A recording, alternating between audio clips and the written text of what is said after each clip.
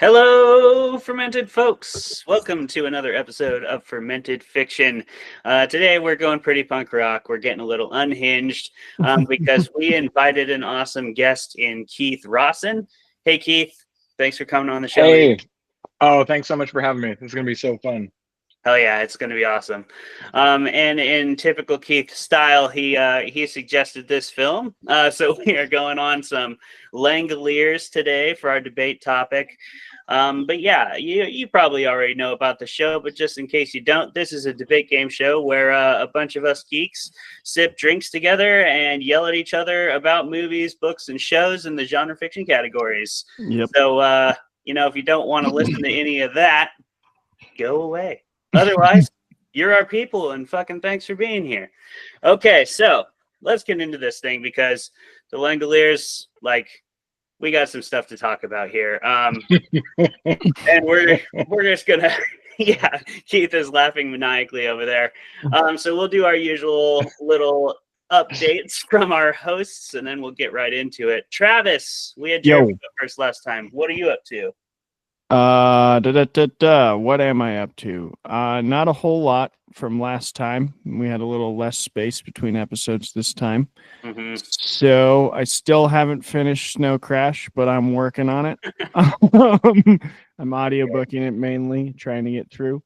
I did just start a new nonfiction book that I'm very excited for. The Origins of Totalitarianism by Hannah Arendt. Who I've heard is a fantastic author and actually a really good source for that specific topic, because I'm pretty sure she grew up in late communist Russia and kind of saw some of the effects of anti-Semitism as they were bleeding out of Germany as well. So she's like an expert and a philosopher and has lived the experience. So I'm pretty excited to read that one. I'm reading it with my friend Johnny, who is a sometimes viewer. Oh, sweet. What up, Johnny? Yeah, so we're doing a little book club on some philosophy books. That's my update. That's badass. I would probably actually get in on that book club, to be honest, unless the turnaround's too fast for me. But yeah, that sounds pretty awesome. How about you, Jeremy? What's happening? Well, I am. Well, so. Not necessarily since last episode, but recently I bought an upgrade for my 3D printer, and so that was pretty exciting, a nice DIY project, and I printed myself this dice tower to celebrate. Oh, nice. Nice. That's pretty bitchin'. That is bitchin'. Yeah.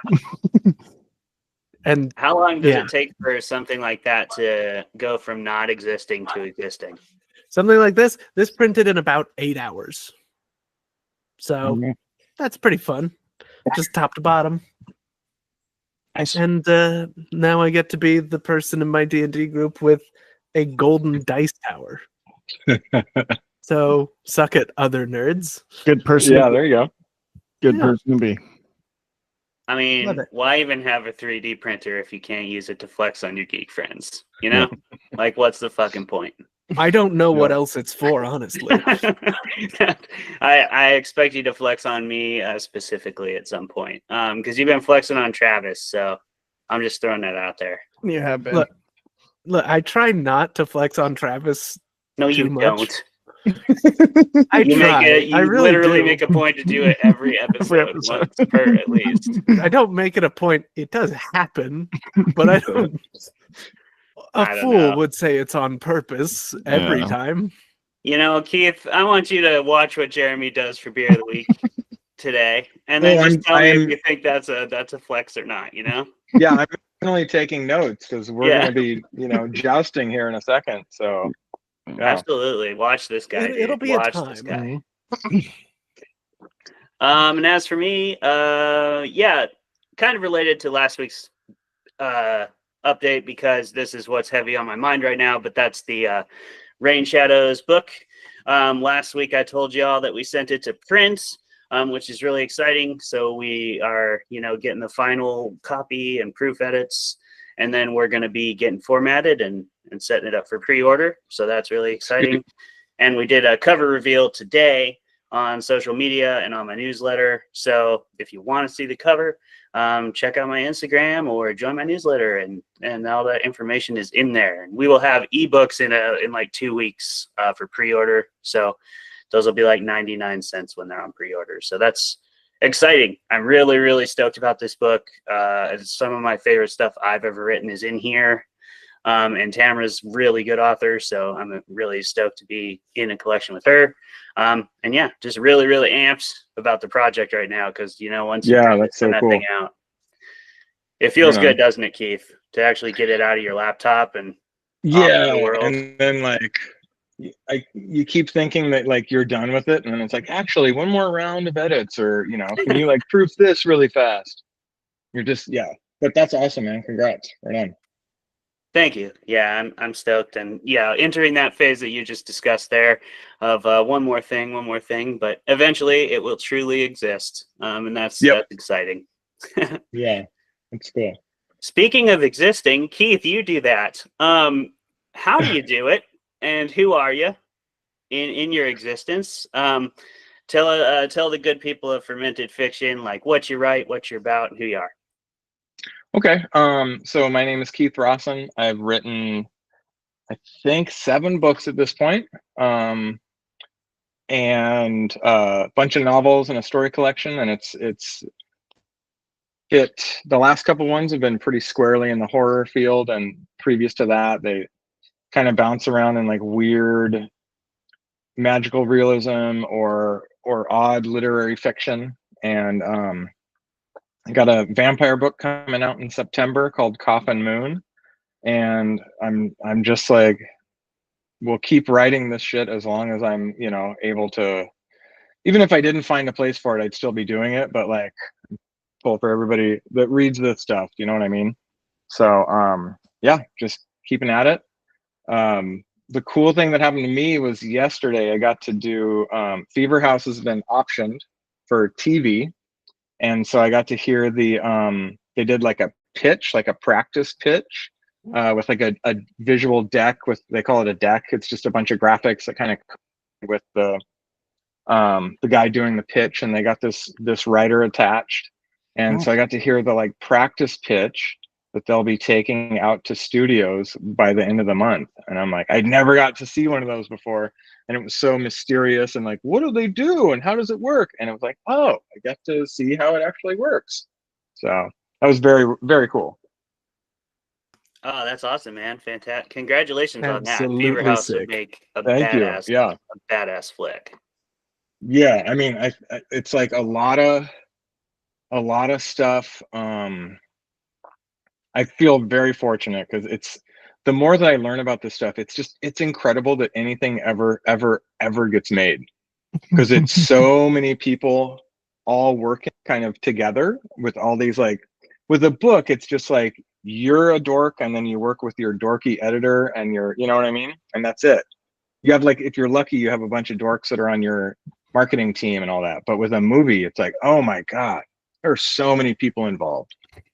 So even a bad movie like the Langoliers, I have a hard time bagging on too bad, because it's like so much tremendous work by so many people, Absolutely. And like you're saying, it's not only people too, but like the amounts of money and stuff. I mean, like the budget for book projects is nothing. I mean, the Langoliers looks like a cheap movie, and it was made for like $5 million, which is a cheap movie, but the fact that that's cheap is bananas. Yeah. And totally. that's in 95. Like that $5 million now is like what you pay like an actor, like a B-lister. Yeah, A24 is always cited as like the indie film company because their budgets are low, and it's like you look at their budgets and they're like 15 to 20 is like the low end. It's like, that's low budget. Yeah, totally. Right. It's a crazy world. But hey, Keith, that's really awesome, man. You deserve it. Your books and your stories are fantastic. Everybody should go read Keith Rosson. Fever House is a great place to start, but I also really like Keith's short stories, and he's got Thank you, man. It's Trauma Surgeons. What's the title? Yeah, of folk songs. Folk songs. That's right. Thank you. Sorry, I just totally drew a blank. Folk songs of trauma surgeons. is a fucking sweet collection too. Go check it out. Thank you. Appreciate it. Are And we before- supposed to be drinking yet, by the way? Because I already am. Have I jumped the gun here? No, you have not. No, Oh, okay. Keith. This is a place for drinking. That is There okay. we go. All right. We're all probably doing it already at some level, except for Travis because he's Yep. Catholic. Yep. There you go. Yeah. I'm also that, but it's different. You don't have to give up alcohol for Lent. I just usually do each year because 40 days without it is a good thing. And There you then I go. drink again, you know. I kind of wished it would have been a week later so I could have drank with you, Keith, but I hear you. No problem, dude. I hear I'm you. on the aqua. Yeah, that's great. Next time. It is always good to take a break for sure. But something we don't need to take a break from is doing our ridiculous debates on this show. And so we're going to do them. We're going to do the one for today right now. It's going to be on the Langoliers, this installment of Forced Enrollment. And for those who don't know, the Langoliers is based on a Stephen King short story that appeared in a collection of 4 short stories.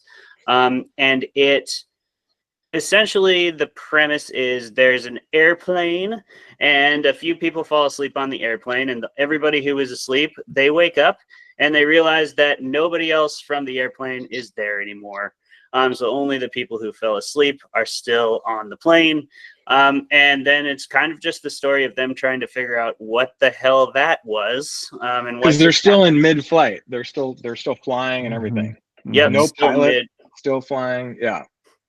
Luckily for them, there's another pilot kicking it on the plane. Yeah. That was a close call for sure. That was. And a British hitman. Like, Sure. that's really fortunate. That's and helpful. Stephen King. Mhm. No, he's not on the plane. He's in the flashback. He's Yeah, in the British- boardroom. He's Yeah, in the he's boardroom. the head of the boardroom situation. Yeah. Yeah. The Tarmac boardroom. Right. The So, you got to have your British hitman with a heart of gold. It is a Stephen King story. And so we have that. We also have our child who sees premonitions, another classic thing you really just can't do without in a Stephen King story. Yep. And you've got and the guy whose entire personality is being hungry. Yeah. there's always that guy It's too. like a That's true. personality, you know. He wrote a whole book about that guy. Yeah, right. There you go. Yeah. It's bound to happen eventually. Is that one Cujo? Is that what you're No. referring to? Thinner. Thinner, Yes. yeah. It might not have been a book. Right. I think it was a short story, but they made a movie. The same director. Oh, that was directed- fully a novel. Yeah, for sure. Yeah. Okay. It was a novel. Yeah. I think it was Thinner. a Bachman novel, though.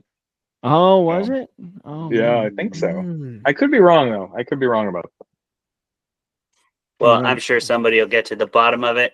And in the meantime, let's get to some Forced Enrollment. So we're going to debate this movie, The Langoliers, made in 1995 as a 2-part TV movie miniseries, each an hour and a half long, putting this sucker at 3 hours of Stephen King movie right to the face. But how did that land for Keith Rosson or Jeremy Hudson? We're going to find out. I, Jeremy, got- you ready Wait, to what are roll? you guys then? If we're debating, what are you guys? I am your timer. Okay. And then I will have some trivia after the debate, and then we'll all be in the open discussion. And I'll have some questions about writing and stuff for you. Okay. Focused around. So this some is like things. an actual like battle off here. Oh yeah. Oh, yeah. Oh, I yeah. am like we're so battling right off. off. I'm so unprepared for this. I did not know.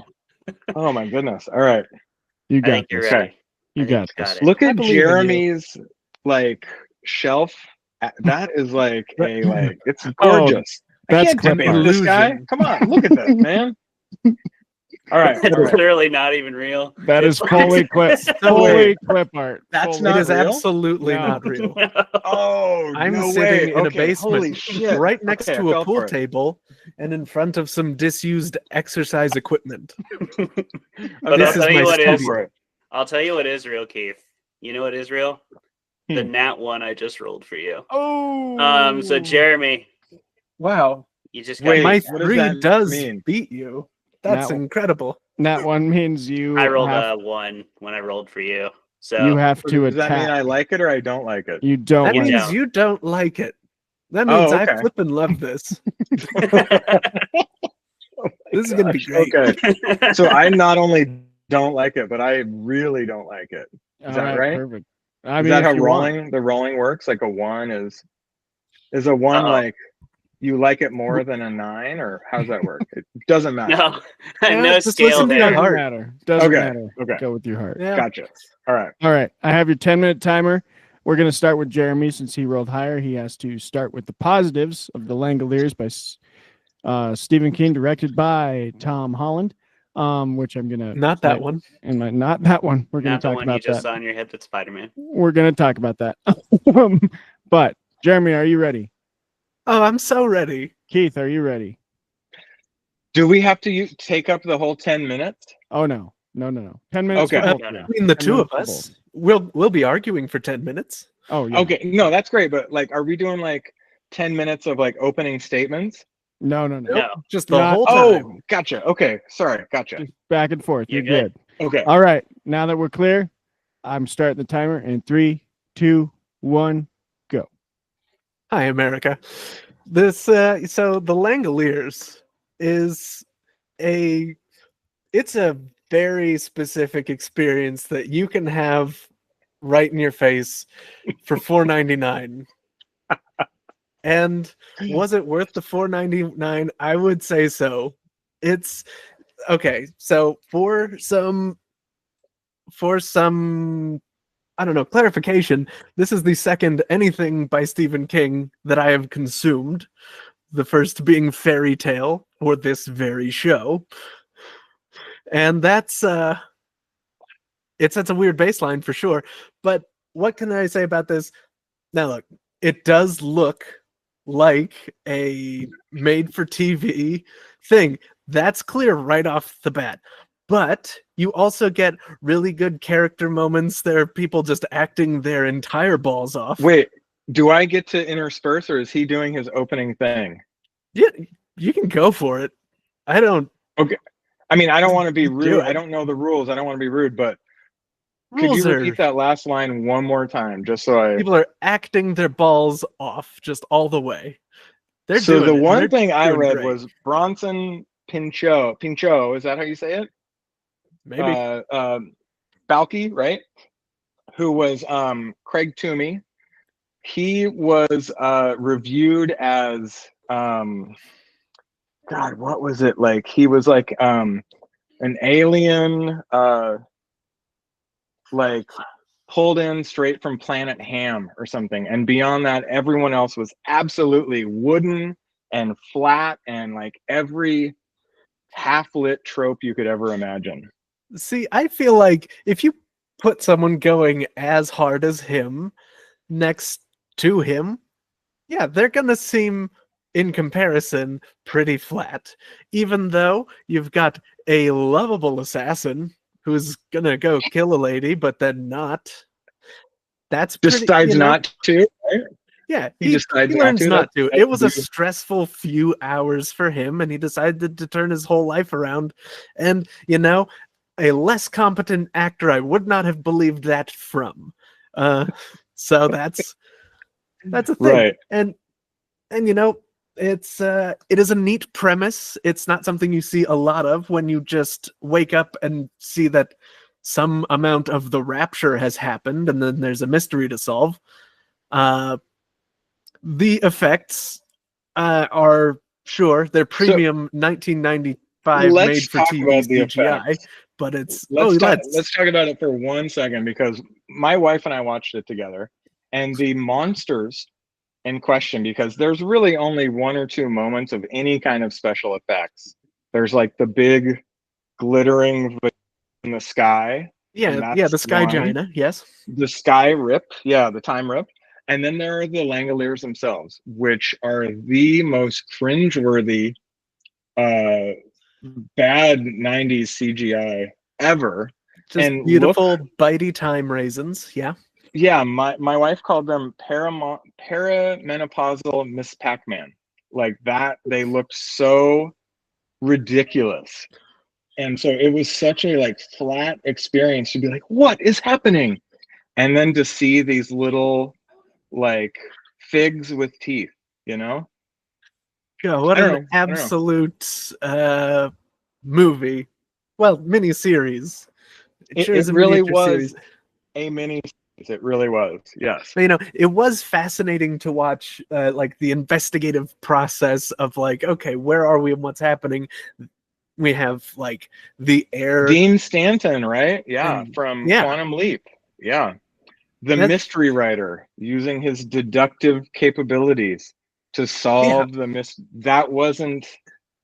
He called people dear boy repeatedly, dude. He sure did. Oh my goodness. And that was like, come on, As a man. nervous tick or some such. It was, yeah.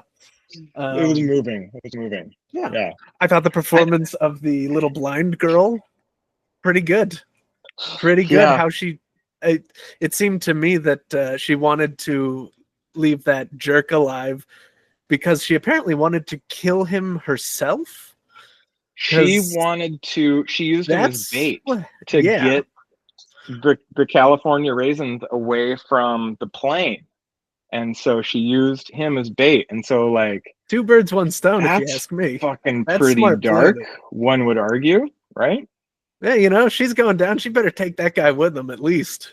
Yeah, I guess. I mean, okay, so as somebody who, has flown recently, I'm like, oh, maybe all of these people that I'm surrounded by are all British spies and dudes that are hungry and school teachers who are flying somewhere to meet a guy.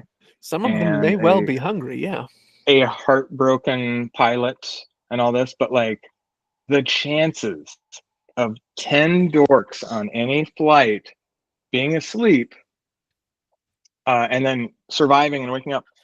Come on, man. A British hitman and a pilot and a blind girl with psychic powers. And Like, also the rest.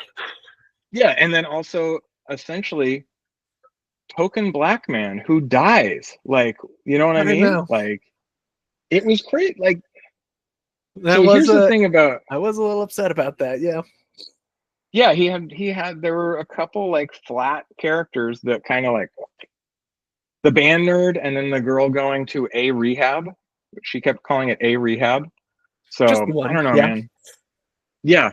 Well, I assumed she was only going to one, unless she was doing that's true. Yes, rehabs. if we want to break it down linguistically. So I'm gonna say all this shit works so well in a Stephen King story, and I am in, and I believe in it, and I'm like enthralled by it. But it, like so many Stephen King adaptations, does not work.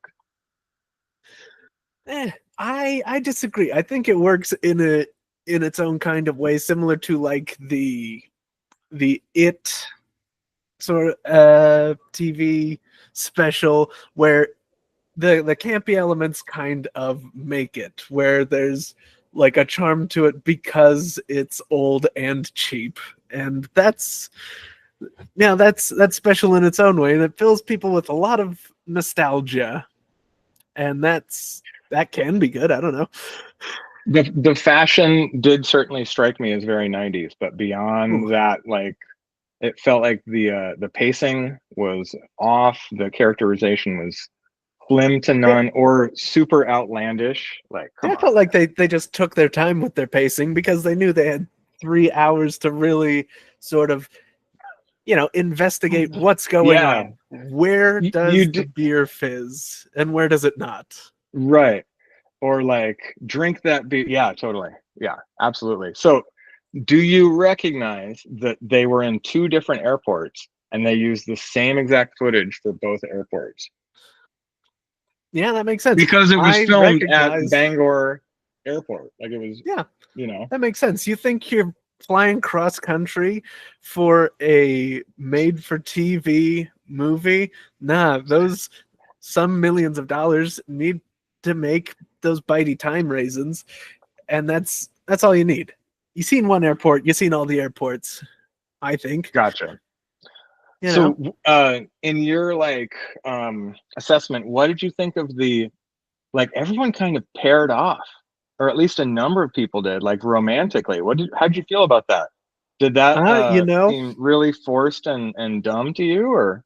hey, look, when you're in a life-threatening situation and your endorphins are going crazy, yeah, you're probably going to do some making out with somebody. Gotcha. there. Violin guy and a rehab girl. Why British not? hitman and the school Musicians teacher. make bad Absolutely. decisions all the time. That's Totally. just going to happen, especially life or death. Are you kidding me? Yeah. Now, obviously, the hitman and the teacher lady, I get why she didn't kiss him until she knew he wasn't coming back. That's a bad choice. She's like, I'm going to stay on the plane. Like, well, better get my kisses. He'll probably go Yeah. hard because he thinks he's gonna die. Mm-hmm. Yeah, I get Okay, that. so you think it works. All right. Cool. I feel like that works. That's narratively sound right there. Hmm. You know? And Okay. there are some. This is the kind of film that also leaves me with some nice thought puzzles. Like, I wonder what actually happened to the other passengers. Like, What is this? did 9 the seconds? plane get duplicated, or Dude, did Albert jumped at the everybody end. He just jumped fall with glee. Are you out fucking kidding of me? the sky? Time. All right, beer of the week. All people. righty, beer of the week, everybody. Beer of the Dude, week. Jeremy, nice job, man. Right on. Nice job to you. Oh boy, We are done I was debating. not expecting to win this one. I don't know if you did, Jeremy. We're done debating, Yeah, I and don't we're know. drinking some. I won the roll. some booze. You did win the roll.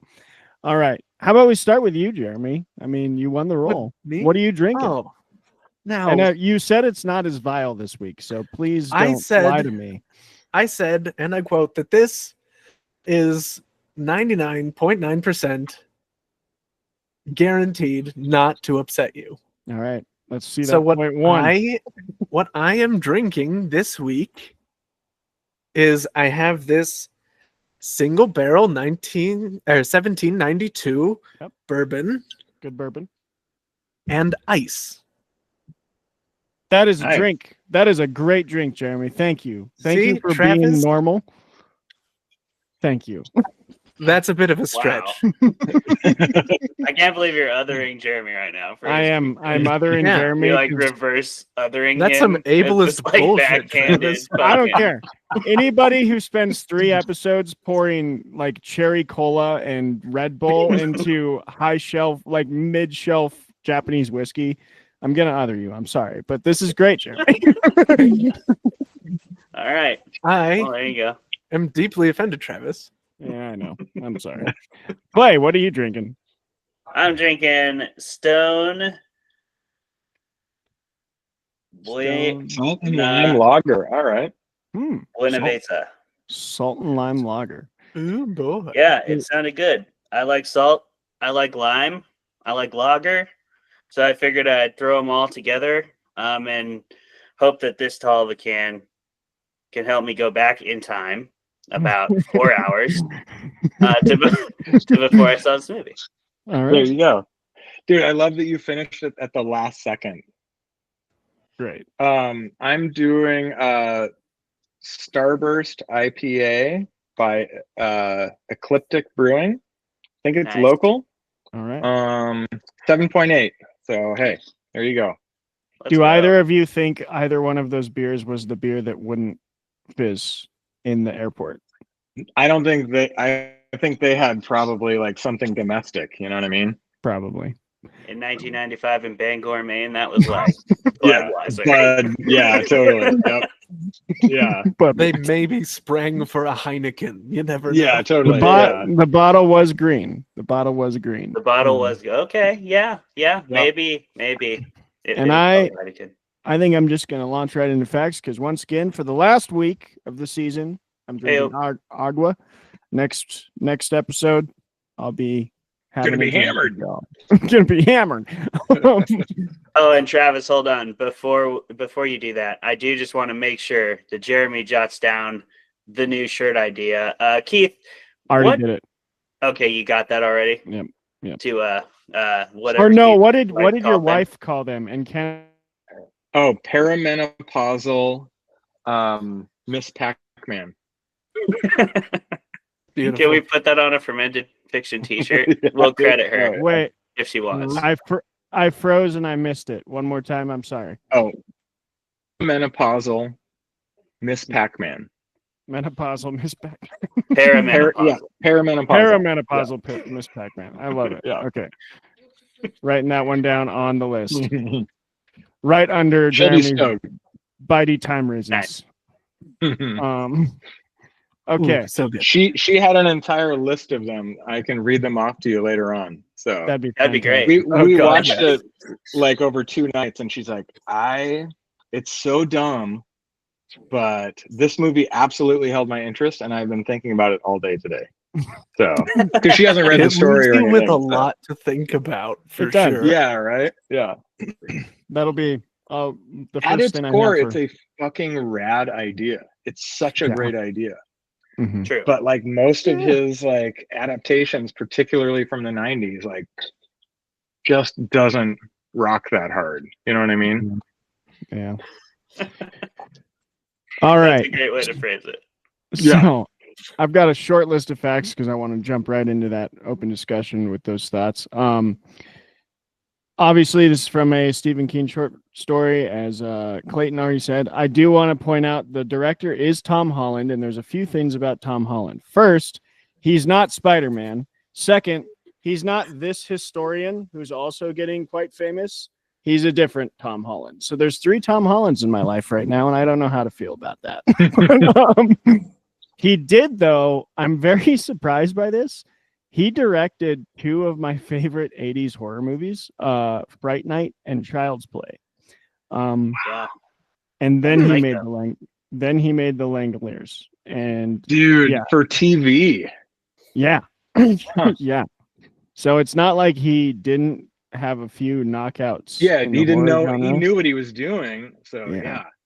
Fright Night is a fantastic 80s horror movie, I think. But then he followed up the Langoliers with another Stephen King project, which I did find out Thinner was written by Stephen King. Okay. And he did adapt that for TV as well. I had no I idea think about that. the cast of this movie is hysterical because you have mostly unknowns and mostly people who haven't had huge careers. Dean Stockwell did a few things of note after this. Bronson has actually been in quite a bit. He was in and Beverly Hills Cop. Yeah, and then you just have David Morse, who I think I love everybody David Morse. loves. Yeah, David I love Morse. him. And oh my god. He's great. He's great. As soon as I saw the pilot, I was like, David Morse is in this? I know. Yeah. Like, wow. He's in a couple Stephen King things. He is. Yeah, he was in The Green Mile. Totally. Yeah. He was in Indian Runner by Sean Penn. That was like written entirely around Highway Patrolman, a song off Nebraska. Like Sean Penn got hammered and wrote an entire script around that That'll happen song. sometimes. Yeah, right. Yeah. Can I just interject really fast because I know we Please got shit do. to do, but No, we don't. I Please do. think part of what makes this not work for me personally is that like the sets themselves are so static and bland. Like an airport True. and an airport runway and the most lifeless, joyless set pieces of all time. You know what I mean? Yeah. So that to me, and they're so like, it's all on the plane. It's like, yeah, that part to me is just like, it doesn't work. So in a story, it works, but and for 3 hours, because I know that there's a couple Yeah. there's a couple plane thrillers that I really actually kind of like. I don't mind Red Eye. I think it does a pretty good job of keeping the thrills up on a plane. Snakes on a Plane. I mean, that's a classic. That's a great camp classic. Yeah. Yeah, it can be done, but like a 3 hour runtime, you're stretching that set piece limit to the max. Totally. That my last little note here, and then we can just launch right in because I think that seems to be the trajectory. Is the Langoliers themselves were originally going to be portrayed by puppets, and I think maybe they should have. Maybe they should have. Dude, that's amazing. There's no maybe about that. No, there's no maybe about that. And it's weird.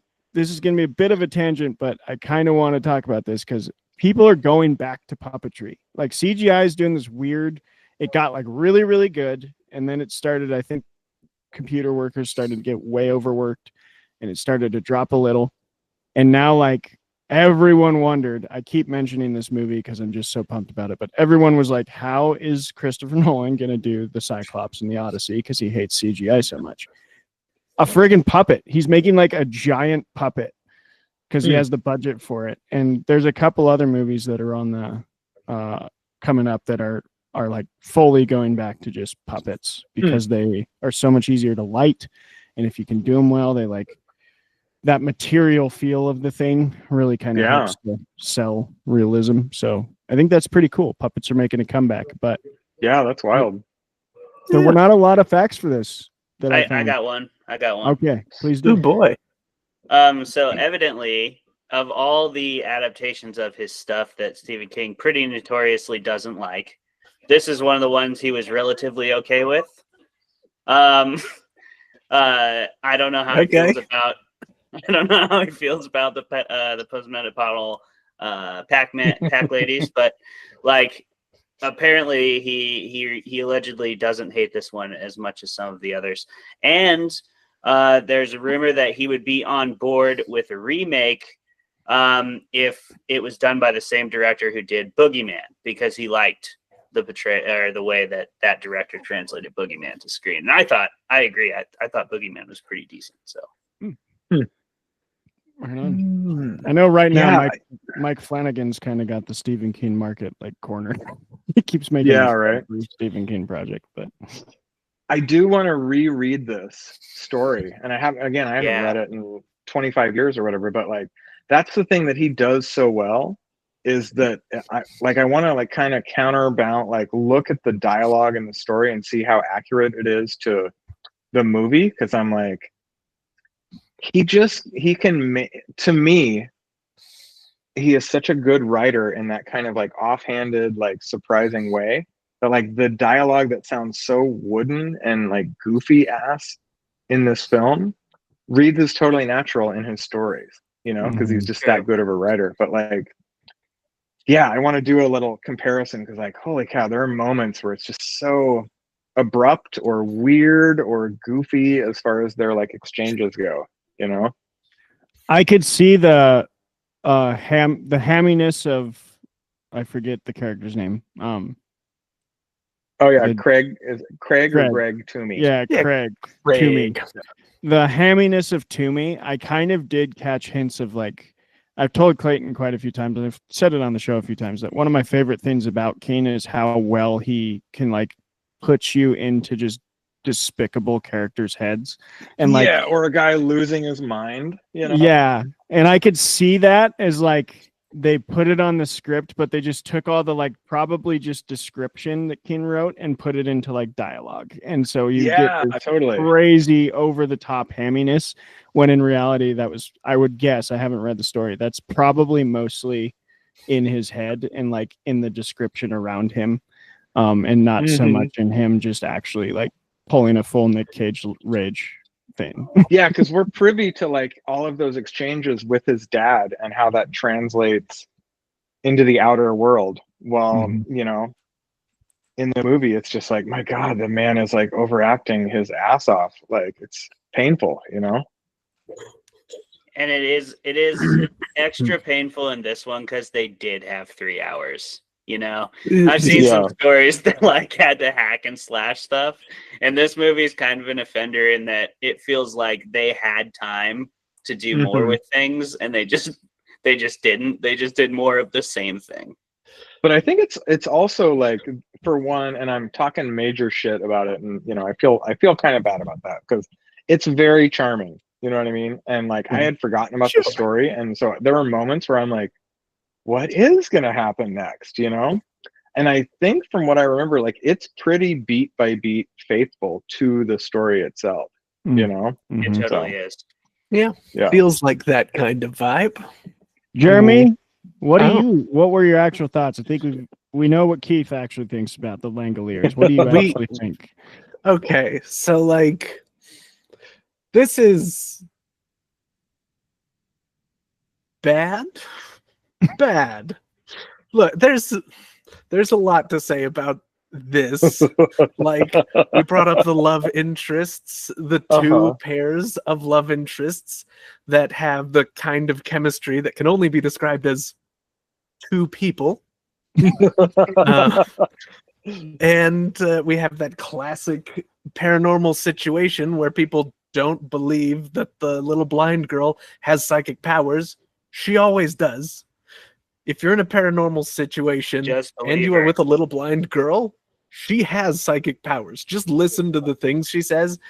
You'll do better for it. Especially if you're in Maine. If I'm in Maine and I meet a telepathic person, I'll be like, Stephen King was right. Like, I'm believing this person right away. Everyone in Maine has telepathic powers. Yeah. Do you think tarot readers just do gangbusters in Maine?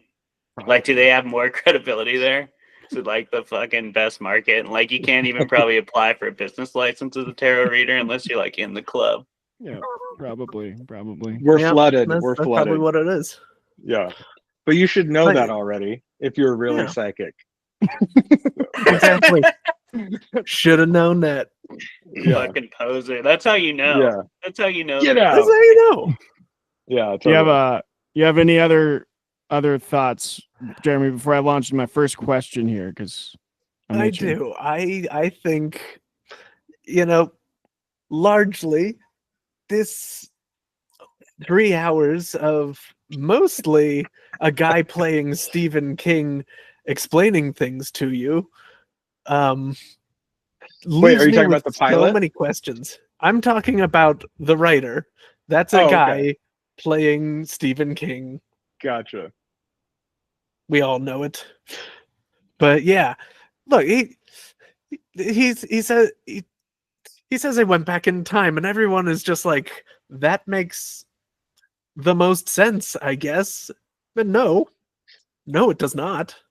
But okay, we're just gonna go with that. And I have so many questions about what actually happened that the movie, the miniseries, has absolutely no interest in. Like, what actually happened to the other people on the plane? I was starting to get into this. Did the plane just disappear with those people on it and the stuff in their pockets, I guess? And they didn't reappear. They didn't reappear. They're toast. Yeah. Is it like did it get duplicated by going through the Skygina? I don't know. We don't know that for sure, though, because when they kind of caught up with their time, they were in the airport. So maybe those people reappear in the airplane when that. Yeah, but we don't know. We also don't know what happened. We don't know what happened to Dinah's body. Like, she dies and then she's just never mentioned again. Yeah, like, what if there's another plane? Details. What if there's just straight up another plane there when everything comes back? Did it just like explode the second plane? Yeah. Is that plane a time paradox duplicate, and then there's just some other plane out there? You have twice as many planes now because of the Skygina? I don't know. Yeah. That's time travel, man. It's tricky. Maybe. It is tricky. What do you think, Clay? Well, I did want to just throw one thing in that you mentioned, Jeremy, and that is one thing that doesn't happen in the show that does happen in the story, and that's that when the guy at the end goes through the Skygina, not only does his watch stay behind, but so does all the artificial things attached to his body. So his fake knee stays and his fillings stay. Okay, because that leads to another question I had, which is, what the hell is the logic behind what went through the Skygina and what didn't? Because some inanimate objects went through, but not everything did. Clothes did. You're right. Clothes did. Yeah, clothes went through, but so the people that were awake through there, they just got like their heart implants ripped out and were atomized? Yeah, I don't know. I think they wanted exploded, maybe. Whatever nature thing was happening was okay with them dying of their heart thing being ripped out, but just really didn't want them to be naked. It was like Yeah. we can't have naked Yeah. people. we can have you die a horrific death, but we draw the line at showing hog. Yeah, 100%. There's a They probably t-shirt. had to workshop that, a few That- times. that Because is this has probably happened a million times, like every 5 seconds or something. Yeah, not an So- exact science. Also, Also, the whole ass sorry, go plane ahead. went through. That's true. what's Yeah. that? The whole ass plane went through. How terrifying would Yeah. that have been if they just woke up and they weren't in a plane anymore?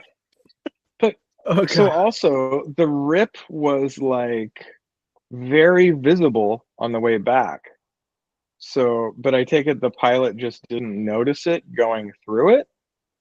If it looked the same on the You'd way be there, like I'm having a al- cardiac event. I'm right? almost more interested in what happened leading up to the disappearance that made the pilot Mhm. just be like, I gotta fly into This is that. cool, yeah. Because they did say the Aurora Borealis. So is that what they thought it was? Must have. Or It was the that 90s. kind They of could have like, thought it was anything. yeah, dummies? People were dumb back then. Oh my gosh. In the 90s. Yeah, I don't know, man. There's like, and again, one would hope that the story is a little more like there's more information in it, but there's a couple of holes here and there in the movie. Yeah. And here's one. Pulling the knife out is probably what killed the little blind girl. That's for sure what I did know. it. Everybody It's so stop it. true. It's so true, man. It's so true. Yep. This British spy is like, oh, I know, We I need to know get what. this knife out of her. It's like, no, you Totally. don't. Oh my Yeah, God. right. Yep. Keep that thing in. So true, man. Well, I am curious about one thing we've mentioned a few times: the really wooden romances, the wooden characters, the collaboration. There's like a lot of characters in this that I'm sure Stephen King wrote very well, but didn't translate to the screen as well. And I guess from the writer's perspective, starting with you, Keith, and then whoever else wants to answer, like, I'm sure there's a lot of difficulties that come with trying to write an ensemble.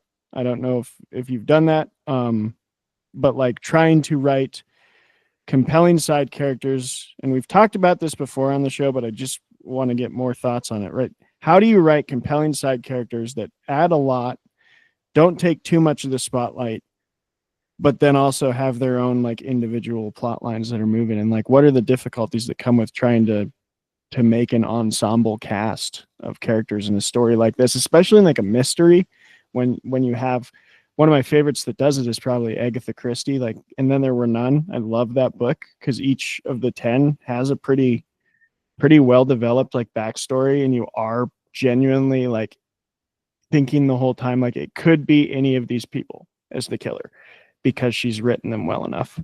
And so what are the difficulties that come with that, but also not like taking too much spotlight away from the person you want to be your main character?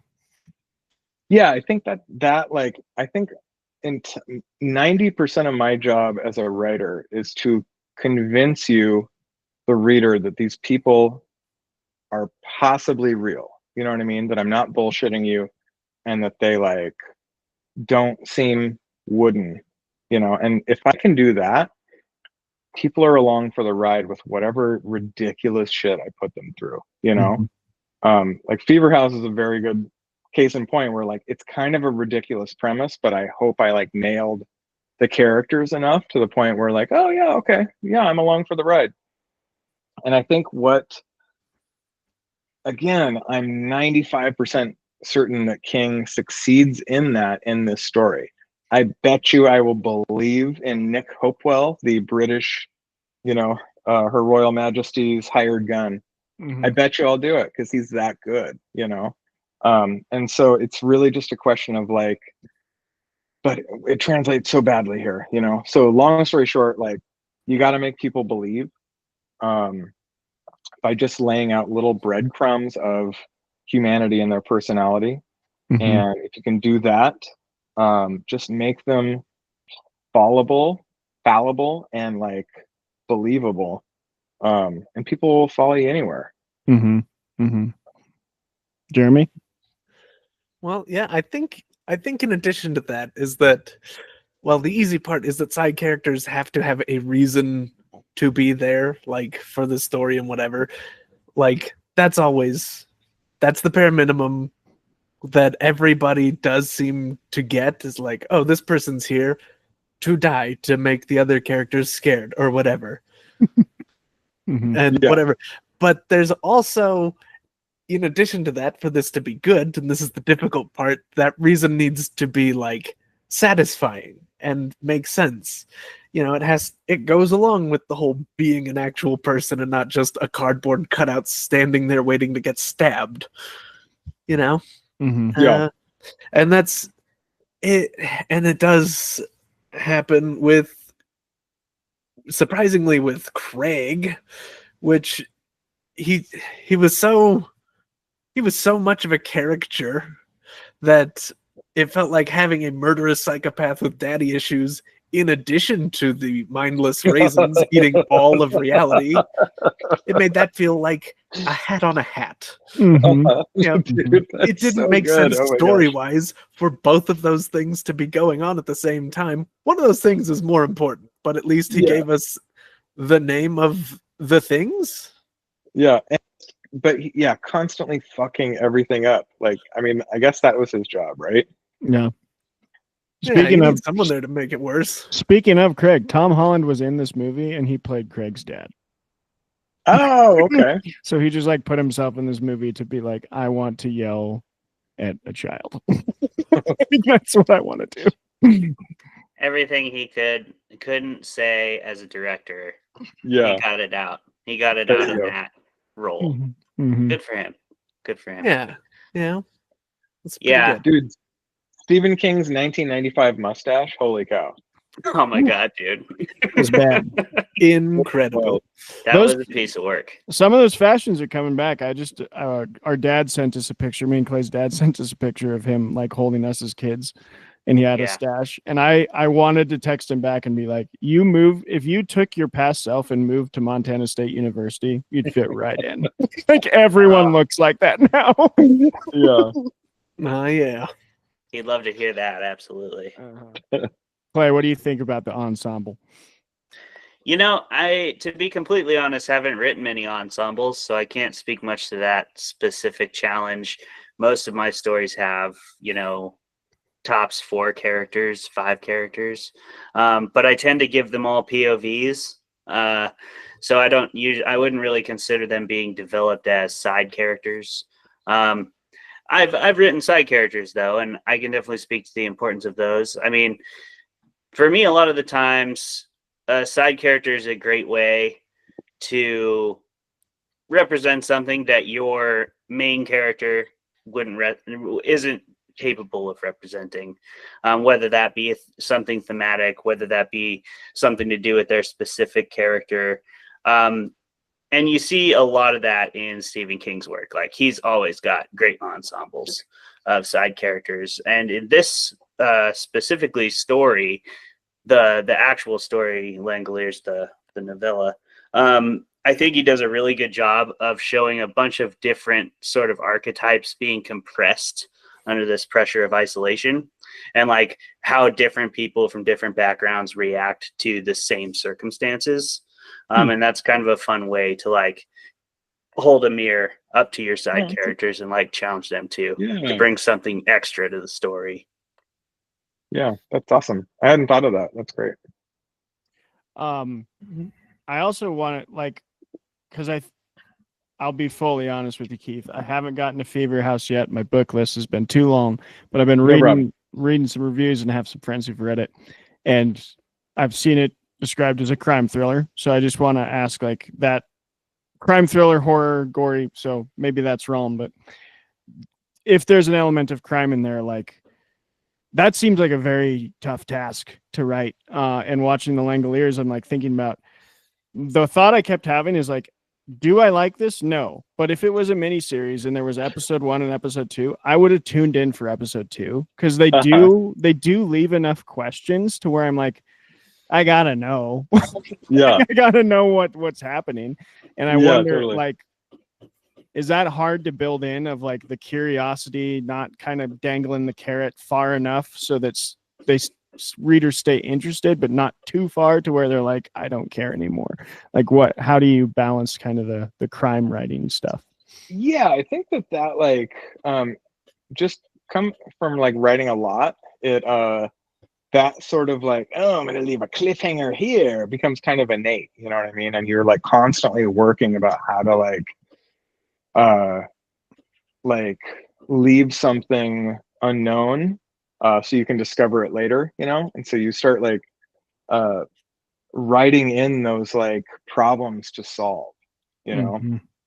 And I think it just comes from like practice and doing it a lot. And like, it's so weird, like talking about Fever House now, like I understand innately how I did it, when it's just I wasn't taking notes about like writing, you know what I mean? All that shit comes very organically and like Mhm. through lots of rewriting and problems and everything. And so it's taken on this weird like fever dream kind of aspect to it, because it's hard to remember specifics of how it was done. But like, yeah, it was just like leaving little breadcrumbs that I have to figure that shit out somewhere down the line, you know? Did you read a lot of I know people usually develop those skills a lot by reading people who do it well. Did you read a lot of crime horror and stuff? Oh yeah, I mean I love the three I read the most are like crime fiction, horror, and literary fiction. And like I love all of them equally, and like I wish I was like a straight crime writer, a straight literary author, straight horror, and I just can't do it. So it's like Mhm. this weird burrito of all of these weird different genres smushed together, you know? That's the fun of genre fiction, I think, and like the capabilities it has. And I know Clayton and Jeremy, I want you to get to the question, but I don't think we've asked this enough on the show. Could you give us some recs? Like, as some like authors read so much, and I'd love to hear from Oh someone. shit, yes. Can I have a little bit of time to like Please, think about yeah. it? Clay and Okay. Jeremy. I'm gonna grab my pen and yeah. You can also email me, Keith, and I can put them in the show notes. But it'd Oh, be cool. great to Right have on. them. And you want to Yeah. shout out, obviously, do. Cool. I was just gonna say too, like it's important, like even when you're reading that Fever House is a crime thriller, that to me is funny. It's like there's definitely crime aspects in it, but I think readers take away what they like most about the story. Yeah. Like I would never, if I pitch Fever House to somebody, and it's funny because it totally is. When I think about it, I'm like, yeah, it's totally is a crime story. Absolutely, it's like literally like they're getting this I mean, it for a starts mob out boss. that It's way, like and episode like the very first page is like two guys there for a shakedown for like owed money, and it's of course it is. But like I remember the rock and roll. I remember the demonic entity, the possession elements of it. I remember the like ritual, and I remember the like inner family turmoil. yeah, totally. That's the shit that spoke to me the most, I guess. Yeah. And it's funny, I like barely even remember the zombie aspects and stuff. Like there's so many elements to that book. But it's funny that it's like called a crime thriller, because to me it's so much more of like a supernatural horror. Right. But yeah, I just thought that was interesting that's what it was like marketed as to you, Trav. Yeah. Also, I mean, it had other comps, and one that really had me like, I'm excited to read it was someone comped it with Joe Hill's Heart-Shaped Box. Yeah. Oh man. Yeah. You know, and as far as one rec I can give you right now is I'm reading King Sorrow, Joe Hill's new one. It's coming. I think it's coming out in October. And holy shit, man, it's like 800 pages long, and I'm like maybe 40% of the way through it, and it's insane, and it's apparently gets even more insane. So a heavy obligation to take on, but oh my god, it's so good. That I do have another question off of that, because I mean we're talking about Stephen King, and now we're talking about Stephen King's brother, and I've always found in the few I've read probably like 6 King books right now, and I think 2 Joe Hill's. Yeah, Joe Hill. Sorry, not brother, son. My bad. Joe Hill King, his son. I've read 2 of his books now, and 6, I think, King books, and I think they have this difference that it's not even really a question, but I'd love to hear y'all's thoughts on it. Of King seems to really build, like he builds this crescendo, and then you get all this background of his characters being insane, and you get kind of all these events are working up to some huge finale, and that works really well, and he establishes the atmosphere. Hill, man, like the 2 books I've read, just it's like you open the book and you're just going 90 miles an hour down the freeway like right away. And yeah, I'd just love to hear y'all's thoughts on the difference in those 2 styles and why they both work so well for horror. Because I do think I love a little slow build, but also I love to pick up one of those books every once in a while where it's just like, I just got an adrenaline shot to the heart and I'm on page 10. What am I in for, Clay? Yeah, I was still thinking about crime writing, but because I just recently finished All the Beautiful Sinners, which is like an earlier Stephen Graham Jones book. Have you read that one, Keith? Mm-mm. It's super weird. Stephen Graham Jones writing like crime fiction, and obviously supernatural stuff happens, Nice. sort of. But it's, as a horror writer, I find that crime fiction, like, even if you don't like it, it's gonna, and I'm not saying I do like crime fiction, but it crosses so naturally into horror because, like, first of all, the cop is such a common trope for a character in a horror film because it just makes sense. Like, first of all, there's a formula which is helpful, but like more importantly than that, that's the person who would be on the front lines of a missing person case or of a domestic disturbance or, so many other scenarios where we like get dropped into in a horror movie. So I just think it's really interesting how those 2 genres so naturally cross over. Like Keith's book is a good example of that, as is honestly the Langoliers. Like, I mean, I guess he's a hitman, but like we still see that sort of crossover of like, there's like somebody who's skilled in combat and it makes sense that they would be able to take care of themselves in this world. And a cop is like a good person to do that with. I also think crime in horror is specifically useful because it can serve as like a grounding agent, kind of. Depending on how much you're asking your audience to suspend disbelief, it can be helpful to tie it to like real life crime scenarios, and like sort of more understandable and realistic scenarios that are based in true crime. And true crime is also super popular, so a lot of people relate to that on different level than they do like supernatural horror or specific folklore. Yeah. And I think too that like I edited this crime horror anthology called At the Edge of Darkness. And one of the things that I came to realize after reading like hundreds and hundreds of stories that tried to fit in that nexus is that they both exist in the same space, in the sense that it's like the moment where things are understandable and defined, and then the moment afterwards. So the moment after the bullet is fired and somebody gets shot, the moment after you open the door and the monster is revealed, and then what happens then?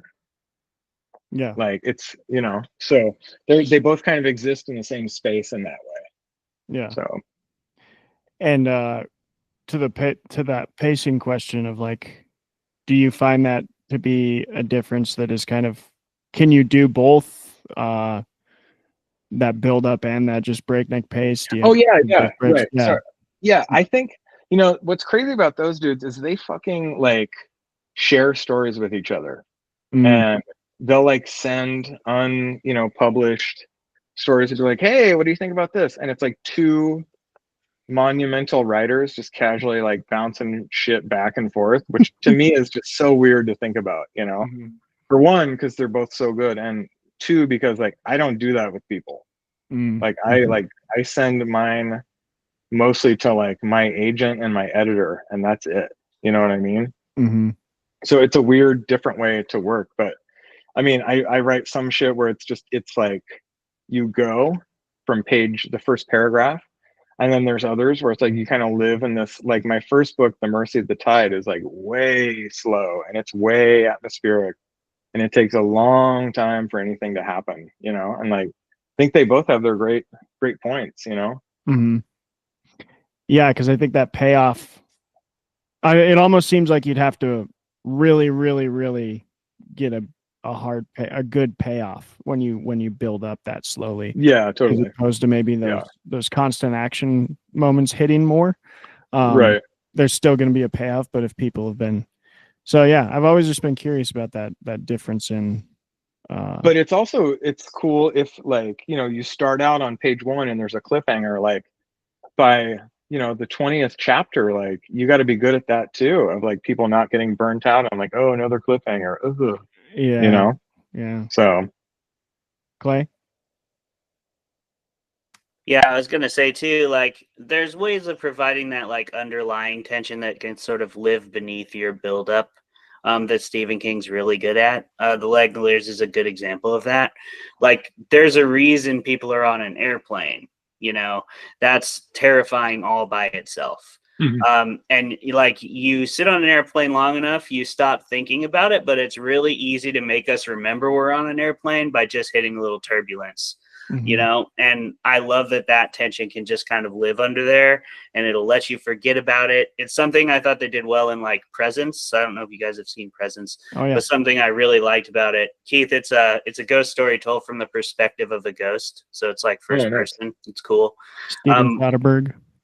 Yeah, and the reason I bring it up is because there's a lot of scenes where the ghost is watching like a really tense argument or something, and you totally just like get engaged by the argument, and then like somebody will kind of put a hand out to grab a glass or something, and the ghost will be like, and then you're like, oh shit, I forgot that I'm like an entity watching this happen, and that adds a whole nother level to it. Yeah, right.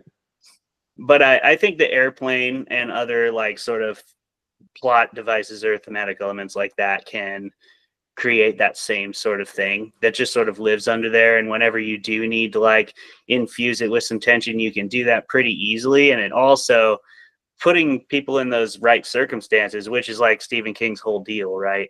Put two people in a room, give them a problem, and see what they do. It creates like a level of tension that isn't artificial. Like we can all understand the existential threats of being on a plane, being in the ocean, being in space.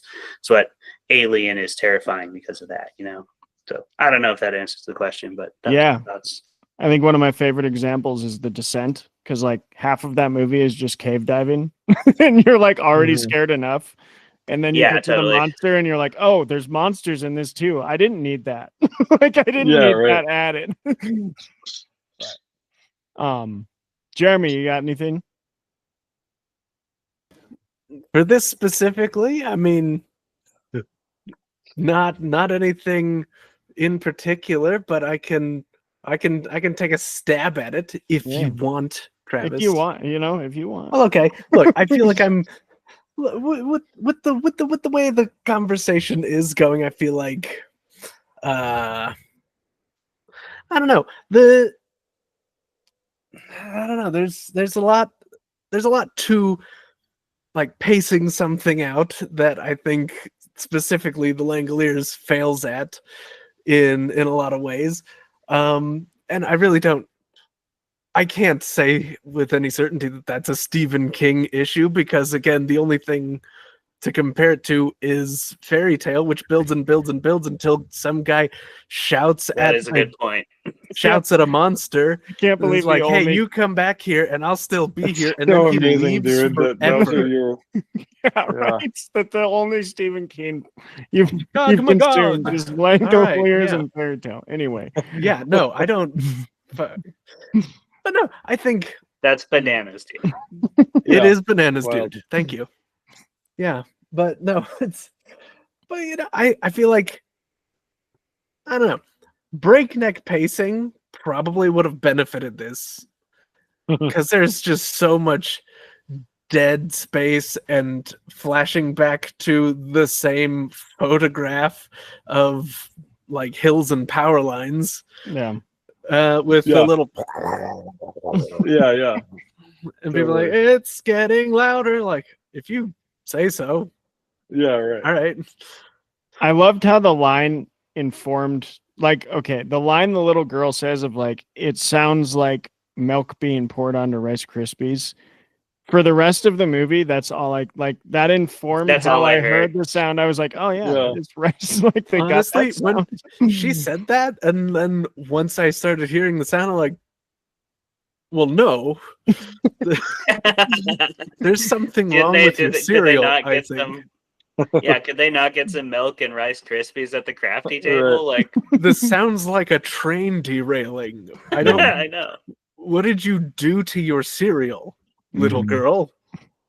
Well, and if you're gonna spend this much time on build up, you gotta pay it off, and that's why they should just went with the puppets. I think Yeah. it paid off different. Now, Keith, I see behind you. I see a guitar, and I know that your books involve hard rock. We've asked authors on here before, like, what are the difficulties of researching something you're not necessarily familiar with?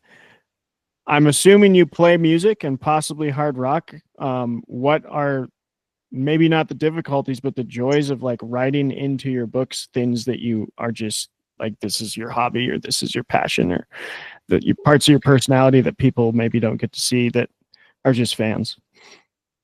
Yeah, so with Fever House, there was like a bunch of disparate stuff that I wanted to write about. And I had just I had fired my agent and I had written a crime novel, like a straight crime novel with Hutch and Tim that just never went anywhere. And like I finished it, but it was just flat and like joyless and no fun and no energy. So I was like, all right, there's like shit I want to write about. And one of them was like the 90s kind of punk explosion and the major label feeding frenzy that kind of went along with it. And like numbers stations and like black ops stuff. And I just had this image of like a really skinny, like 22-year-old running down the street holding a cracked leather doctor bag with a bunch of money in it and a severed hand. Like that's all I had. It was like, I want to write about this shit, and I have this image and these two dudes from this book that didn't work. And I just kind of started like weaving all of that together, you know?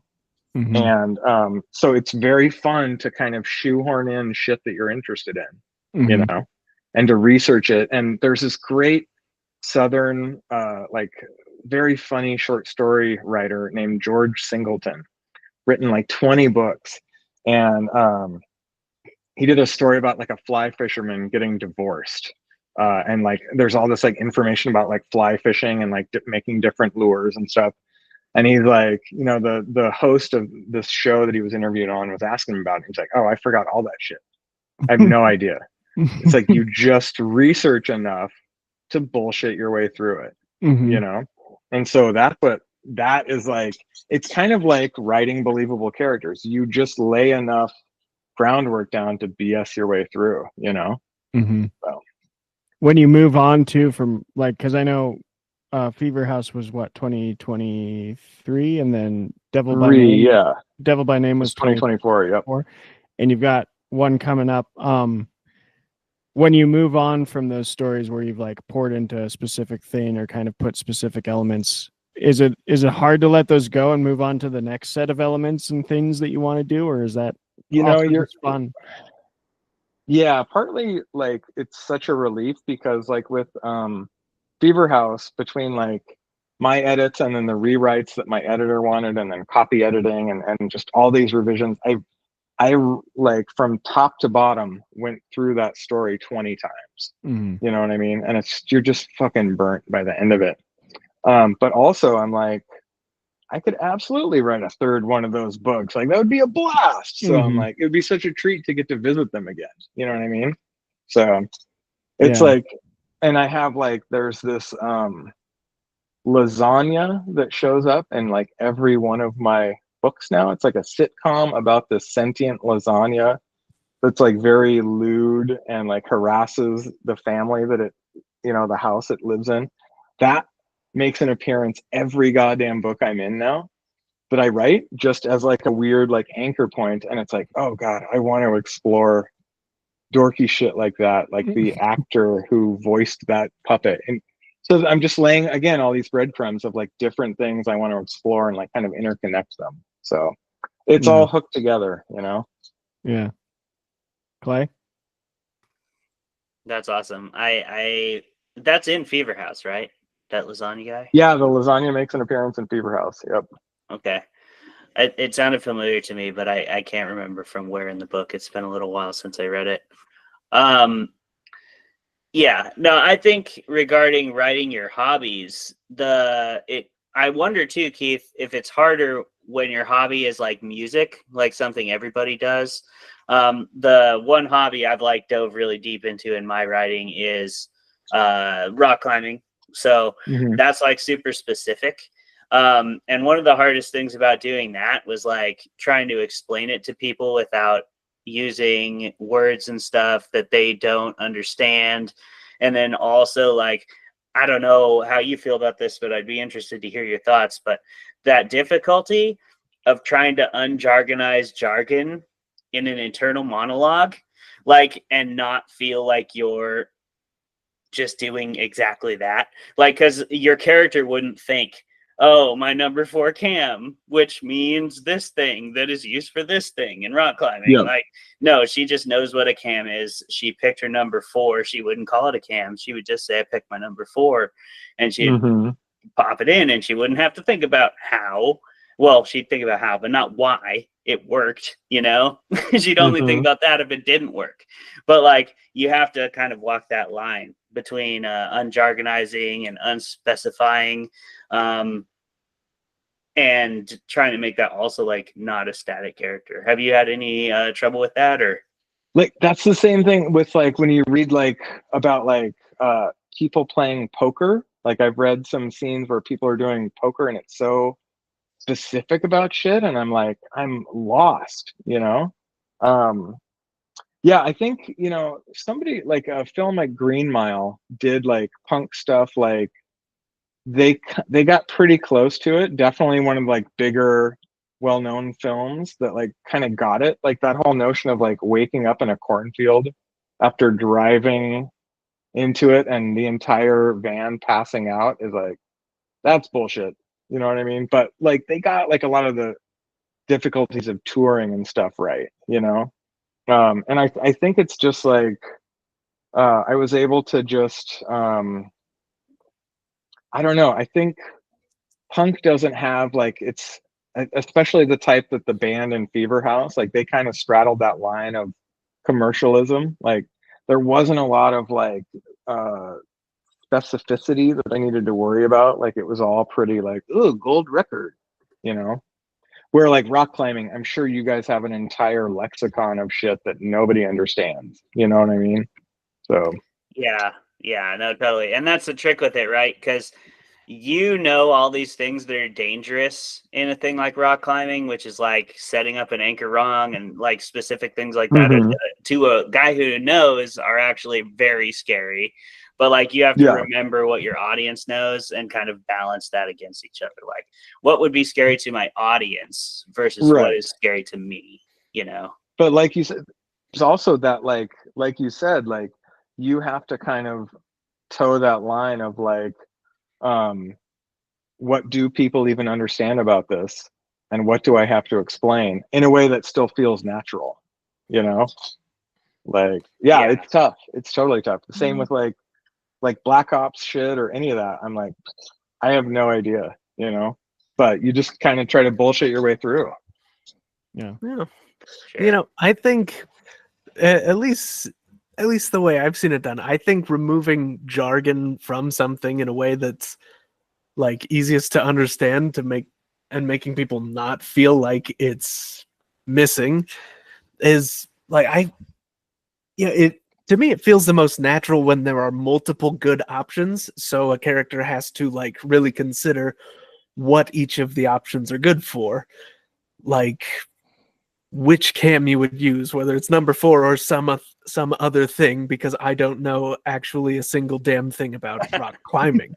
Mhm. Yeah. But if I were to break it down to something that I understand very fluently, I would like say if I was going to cook a steak, would I want to grill that or sear that or sous vide it or do a reverse sear in the oven or butter baste it or some combination of the three. If I wanted people to understand what I was thinking, then I could just be like, well, searing will do this for me, and sous videing will get like a really consistent cook throughout the meat.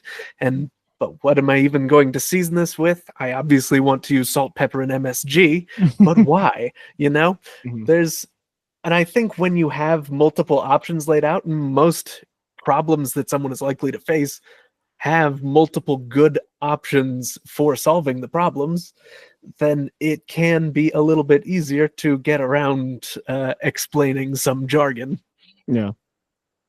Yeah, and that's a really good point, Jeremy, because the thought process through doing the thing is a thing you would really do in the moment if you're doing any kind of like extreme circumstance and I don't know, with performing, I don't know about really music. I haven't done that much, but I've done some acting on stage and stuff. And I can say there's so much preparation before, and that's where you do walk through every stage of like thinking about it, working yourself past the point of thinking about it to where you sort of let it encompass you a little bit. But yeah, good point. I think it seems to me, and that there's a balance of how much do you explain to those who are reading that are not going to know what's happening, and how much do you leave pretty like hidden for people who do understand the thing, because I feel like that gives such a cool reader experience too, is when you like see something right that you know about. You're like, oh, that's awesome. I'm getting that totally. A lot as I've taught theology, like any religious movie, anything like what was the Netflix series about the vampire that goes to like the island town. Oh yeah, that was good. Oh right, that was the Flanagan one. Yeah, Flanagan. Was it Black? Yeah. It wasn't Black Mass, was it? Black Mass. Was it Black Mass? No, was it? No, I don't think it Last was. Mass. It's something. Midnight Mass. Midnight Mass. I knew it had Mass. Yeah, that's the guy. Yeah. So when I watched the commercials for that, I saw him like on the pulpit, like doing this preaching thing, and I was like, like, are they going to have? Because there's this big difference between a Protestant church service and a Catholic mass, and I was like, I'm going to hate this. And then I watched the show, and like episode 1, they had all the beats 100% correct for like a Catholic mass, and I was like, it gave me buy-in as an audience member, because I was like, cool, you've done your research, you know what you're talking about, like you're doing all of the things correctly that you should be doing, and that makes this something that I'm even more willing to like give my money to keep watching over and over again. And I think it seems like that's the balance with these putting your heart and soul or hobby in. So I got to go to London and like the UK last week to do a bunch of book shit and like sign a bunch of books and everything. And I went to this book release party and I met Mick Herron, who's the guy that wrote like the Slow Horses series that Gary Oldman is in right now. And it's all centered around this like kind of like ragtag group of like MI5 agents or whatever. And so I was like, you know, in my cups a little bit and went up to him and just was like, how do you like navigate this? Like, how much do you put in stuff that you actually know, and how much do you invent and all this, like kind of what we've been talking about. And he's like, oh, I just make all of it up. And I'm like, shut the I didn't say it, but it's like, you're so full of shit, dude. And so I have a friend who's like, yeah, he says he's just been in administration his whole life. It's like, shit, like you're so full of shit, dude. Like he's got some kind of like, that's a guy that knows how to navigate that lane of like, what do you show to people who don't know, and what do you know show to people who are like familiar with it. And it's like he knows more than he's letting on, I think. You know what I mean? We got to interview Amakatsu, who like worked in that kind of field, and she just gave us like little nuggets of totally. You see like a sprinting scene in an action movie where they're like shooting in the middle of the London street. That's BS. Like that never happened. Oh yeah, absolutely. Like you can't. Yeah, totally. Cool to hear. And you bring up a really good point, because that's the reason we walk the line at all, right? Like, it would make more sense from a story standpoint to just like go with whatever's best for the characters of the plot over any kind of semantics about the activity. But if you're going to portray an activity, then you have to like, or a culture, you like definitely have to show that you know enough about it, that you have an understanding and a buy-in and investment to it, to some serious enough level that you're going to tell a story from that perspective, you know? Yeah. And you really like, you just have to show just enough. Like Langoliers is an example that's I've heard often used actually from Stephen King, where they talk about that as a good example as to how to show just enough of an airline pilot. You know, like you can tell Stephen King interviewed like 5 or 6 airline pilots right. to That's ride so with true. the pilot, you know? Yeah. And that's because he Totally. gives just enough. So that's like the balance that's perfect, right? Like you said, Travis, like show me a mass. You put mass in the title. All right. I better fuck with have a good mass. If you're gonna do Catholic horror at me, you better fucking do it right. And they did it pretty well. They did it pretty well in that. But Langoliers is an example of that, of just how to show just enough. Because I've actually heard that reference in a couple different places, like of nonfiction creative writing reading. I think, yeah. So you said something else that I want to touch on, Keith, that I'm holding of. I think sci-fi and fantasy get a lot of credit for doing the Easter egg thing, for like building these giant worlds, and like Sanderson is known for it, of like, oh yeah, his whole universe is all connected, and there's this one character that keeps showing up. And I mean, giant series like Wheel of Time, you've got Asimov, iRobot is like connected to the Foundation, and those two genres I constantly hear about that, but it's also so prominent in horror, and I feel like people don't talk about it enough. Like Stephen King gets talked about because all his books are kind of in this connected universe, but I know it happens other places, and I've seen it happen other places. And you referenced you have these Easter eggs you've been building. How do you keep all that straight in your head? Do you have to write it down? Do you just let it float up there and let it come when it comes? Yeah, I have like 7 books out, I think, with an 8th coming out this year. And I'm like, that's not a lot. You know what I mean? And like, one of them is an alternate history shit that ends in nuclear war. So, you know what I mean? Like, that one's out. So, yeah, it's not that, it's just, I have a couple things where it's like, now that like Fever House and The Devil by Name are such expansive books, I'm just having fun with that and seeing where people can reappear. And, you know, ideally, I'm going to be hopefully be making a new deal with Random House after I finish this next book and finish revisions on it. And I'd love to do a story collection. And if that gets greenlit, I have, you know, like, I have a full collection ready, but I'd love to like intersperse it with new stuff. And like, oh my God, I want to pull so many little, you know, disparate threads together. And so I haven't written enough where it's tough to keep track of stuff. So right now I'm just in fun times, and eventually later on it will bite me in the ass to be like, that is not accurate in your world, my friend. You messed yourself up there, buddy. I'm not there yet. The Reddit threads will be coming. Yeah, totally. Yep. I wonder too of like, and this isn't really much of a concrete question, but like when I wonder how authors struggle with when to kill their darlings, of those Easter egg darlings. Like, because I know we've harped on it already, and I don't want to harp on them too much because they keep making money and keep theaters alive. But Marvel seems to have a not being able to kill their darlings problem right now, of like, they have a dud, so they're like, let's just bring Iron Man back, and it's like, yeah, I don't think that's gonna work the way you think it's gonna work. Yeah. But like, yeah, it seems like that'd be a really big struggle of if you have someone reoccurring, that's someone or something reoccurring that's really special to you and fun to write. There's got to be a time that comes around the corner to like let it go, though. Yeah, for me, the big one is it's not like no one's knocking down my door to be like, we need more of this or this or this. But like for me, it's a thing of like, oh, well, this is known and I'm comfy with it. You know what I mean? Versus like moving beyond into a new avenue of something I haven't struggled with. You know, it's like I could write Hutch and Tim stories of them fucking beating dudes up with hammers like all day long, you know? But I would read those, dude. I know, and I'll write one or two, but you know what I mean? It's just Yeah. I want to like try new stuff too, you know?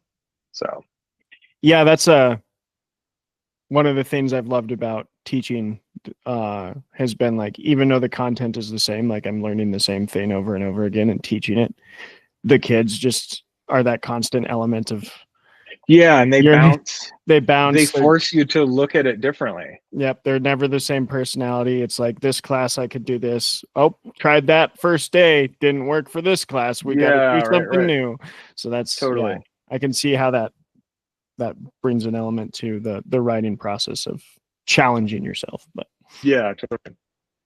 And it's weird too, because I'm like, you know, okay, so here's a crazy story that I have yet to tell publicly, but I Breaking was news. writing. So my next book is a crime / witch book called Crone, and it'll be out in 2026. And so while my editor was reading that and like making edits on it, you always got to have something new in the pipeline, you know? And so I was writing this book, and I was like 25,000 words into it, and just like, it was so different and so challenging and hard and awkward. And then my editor sends me a publisher's marketplace announcement from a writer, and it is a book coming out this year, and it's 95% the plot of this book that I was writing. oh no. And I'm 25,000 words in. It's like not too like a decent amount.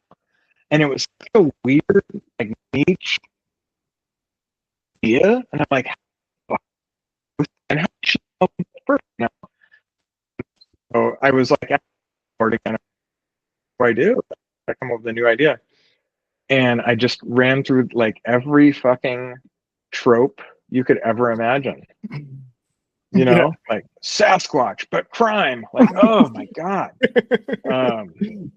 So yeah, it was like I had a big fear there for a little bit of time where I'm like, oh, I'm just like a one-trick pony and I'm all done, you know?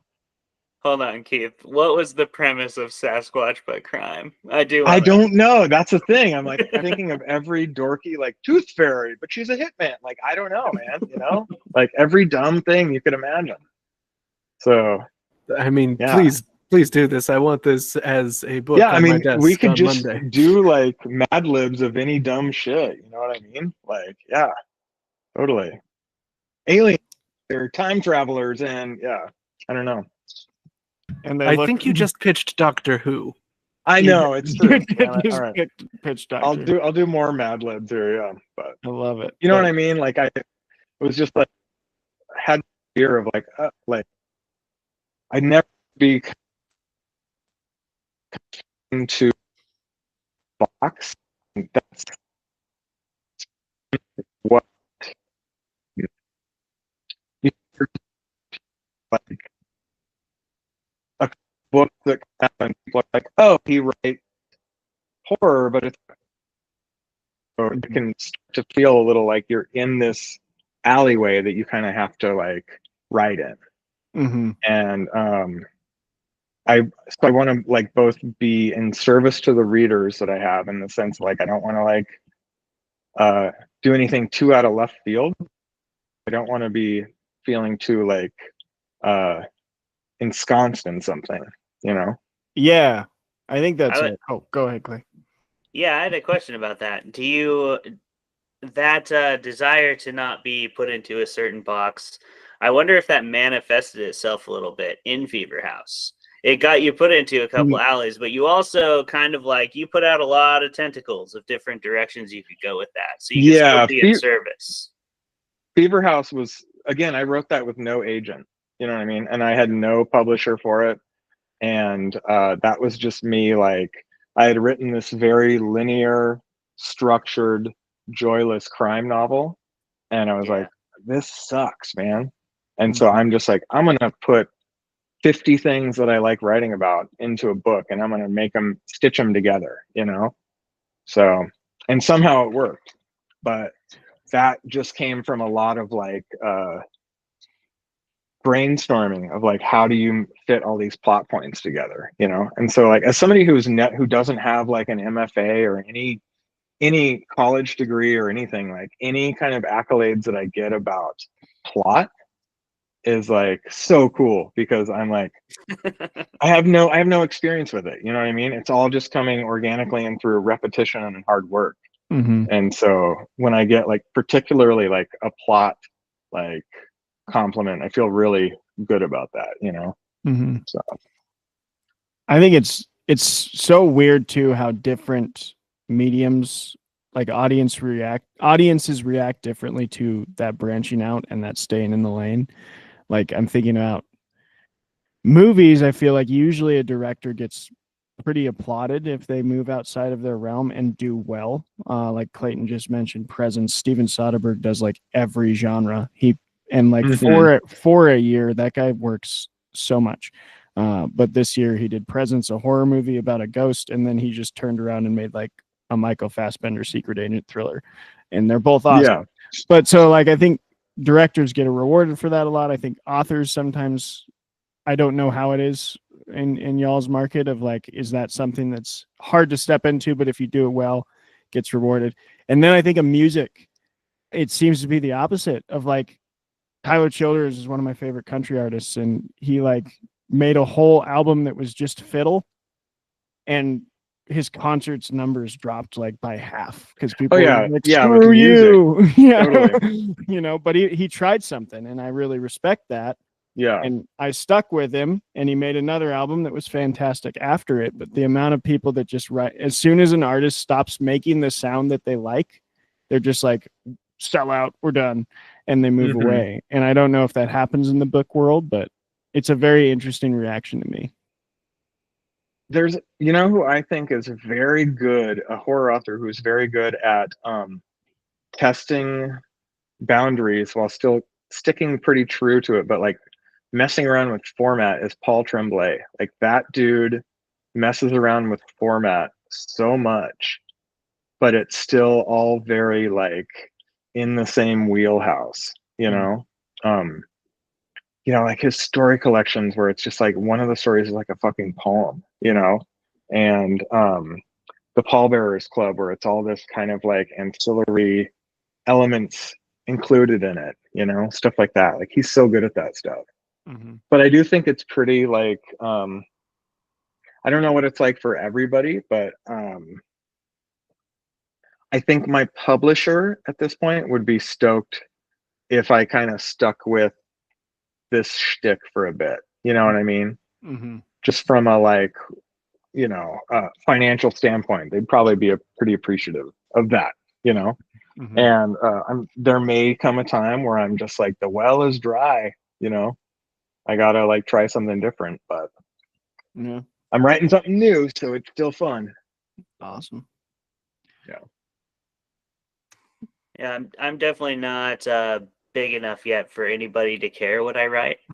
So that works out for me now. I hear you. Yeah, agree. Me too. Yeah. I'm totally just I write mostly short stories because that's actually just my favorite thing to write. I've kind of just started leaning towards collections. I do have my Dude, I miss them so bad. Yes, that's awesome. Aren't they? I love short stories, man. Yeah. They're the best. Yeah. When is your collection, your split collection, coming out? That's coming out in July 19th is when we'll officially release it, but we will have copies at StokerCon, so that's going to be kind of nice, like an unofficial release. But yeah, so we'll have them there. And then pre-orders go live on the 25th. Yeah, of July. It's going to be pretty fun. Of June. Of June. Gotcha. Okay. Yeah. Right on. So yeah. But yeah, what was the question I was talking to? I was speaking to a question. You know what? I might have lost it myself, man. I got off on my. We went off the rails, but that's okay. Yeah. Just talk. That's why we have rails on this show. That is why we have rails on this show. I do wonder though, Keith, did you get time to write some of those recs down, or can I got the Joe Hill one. Oh, yeah. So shit. Okay, so there's two that I can recommend right now off the top of my head. And one is anything at all by anything that you can find by Gordon B. White. Okay. So he's a weird Agreed. horror writer, absolutely fantastic. Another guy that messes around with format so much and is so unnerving and good at it. And then another one is a kind of post-apocalyptic literary fiction thing that I just randomly picked up, and it's called Scribe by Alison Hagy, Hagy. Just one of the most beautiful, like, lyrical books I've read in a long time. And then the last one is the best crime story collection that I've read that I think there is personally. And it's by a guy named Scott Wolven, Wolven. And the book is called Controlled Burn. It's a series of like interlinked crime stories, and it's fucking flawless. That's awesome. I will add those. I love to- that title. That's a Control great it's so title. good. He has a new one coming out. I guess he did a bunch of screenwriting and stuff, and like that book literally like came out 20 years ago, but he's got a new one coming out. But like, I'm scared to open it, you know, because the first one was so perfect. So Absolutely. Can you tell us a little bit about Coffin Moon? Is that something you can tell people about right now? yeah, totally. It comes out in September. Anybody listening, dear sweet, please, for all that is good and holy, please pre-order it. Thank you so much. Pre-orders help so much. So it's essentially about a Vietnam vet who has returned home and is running his in-laws bar, and he and his wife take in their 12-year-old niece after a family tragedy, and she's got like trauma and anger issues, and so does he, and there's all this terrible stuff. And then a guy starts trying to run heroin through the bar, and he says no thank you, and in retaliation the guy slaughters the man's wife and the in-laws, and so the niece and the Vietnam veteran are left to hunt him down, and it turns out he's a vampire who's been alive for a very long time. And so it becomes this kind of like True Grit-esque quest of these two, this young woman and this man trying to hunt this very ferocious killer who's absolutely gleefully unrepentant. So yeah, it's gnarly, super gnarly. That sounds amazing. That sounds Yeah. awesome. Thank you. It gives me like. Have you watched The Drop with Tom Hardy? Yes, I loved that. Yeah, I loved the such a book. good I thought the movie. movie was a little slow, but it was great. Yeah. Oh, I didn't read the book, but maybe I need to now. But yeah, Yeah, it was I great. heard The Drop mixed with like Fever Dream mixed with. I'm like, this. Yeah, it was amazing. I haven't seen the film Near Dark, the vampire film Near Dark, but apparently it's like that a little bit. But yeah, I'm just running it as True Grit with vampires. So Love that. yeah. And Have there's you enough. ever- Go ahead. Oh, there's enough like vampire mythology that like there's every trope in the world, and you don't want it to be boring. So ideally, there's enough like new shit put into it that it's a little interesting. You know what I mean? Yeah, I feel like playing in that sandbox though can be probably beneficial. Of like, you don't have to over explain things because everyone knows what a vampire is. Like they're gonna fill in the blanks with whatever you don't put in there, maybe. But I could be wrong on that. Yeah, do you almost have to like reverse explain it? You know, because Yeah. I just read Buffalo Hunter by Stephen Graham Jones, and he does a very unique like Blackfeet vampire, and I noticed a lot of what he did was undo what I thought a vampire was going to be, and I've seen that in a few vampire things now, where they always make a point to show them in the sun if they're okay in the sun. to like show them getting stabbed and then them like pulling it in further, like, wood doesn't hurt me, you stupid mortal. Right. But did you find you had to do any of that?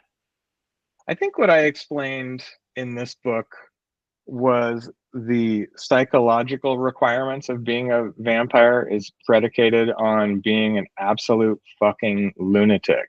Because it's reliant on you being a murderer regularly and a violent one, because you got to slurp up the blood. You know what I mean?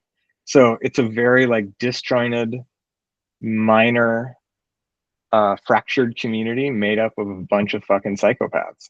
Because if you don't want to be one, you don't survive. You just die. You just walk out in the sun or whatever. So, but yeah, it's a trip because Fever House is so hard to explain in 25 words or less, where it's like, it's this and this and this and this. And so people are maybe reluctant or they're interested. And with this one, it's like, it's a vampire novel. People are maybe reluctant or they're interested. So it's like totally different reason, but yeah. That feels like a cool subversion too of the classic wine glass swilling, like, dude, there's nothing sexy about it. Holy fuck. Think about it. Oh my God. It's terrible. Like, and like, if we as humans don't, if we stay up past our bedtime, we're tired. They fucking die. You know what I mean? Like, at least in the standard trope, like, you got to go to bed on time. Like, you'll die if you don't. Yeah. It's a terrible life. I love that. I love that comparison. I've never heard it put quite that way, but that's a fantastic way to look at it. Yeah, right. Bedtimes are important. Totally. Instead of Greg was a little groggy at work, he didn't go to sleep on time. It's Greg died. Totally. He didn't make it to his stop. Or if you don't get to your house, you get stuck in traffic. It's like, I got to sleep under my car. You know what I mean? Like, what am I going to do? In my trunk. Like, so, yeah. Just got your trunk full of dirt all the time for emergencies. Yeah, totally. Right. Well, that's all I got for questions.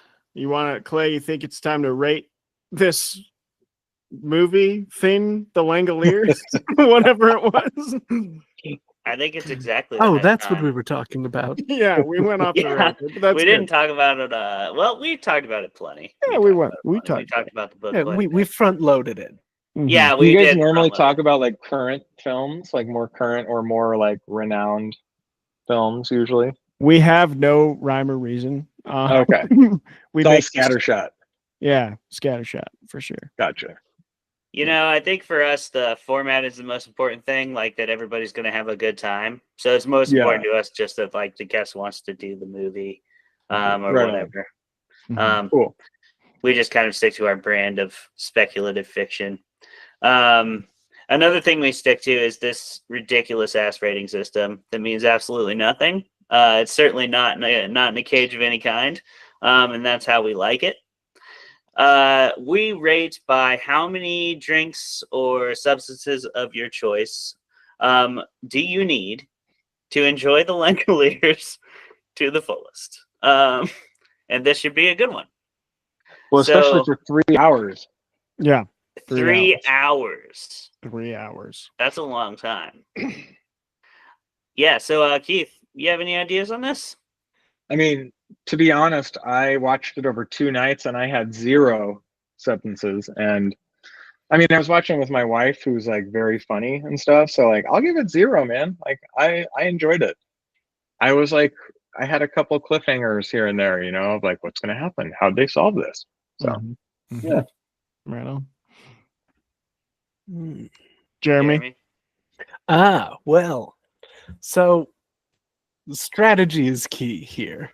You got 3 hours. This is a marathon, not a sprint. Okay, guys. However, you're gonna want to have at least one drink when they put up that same picture of the hill.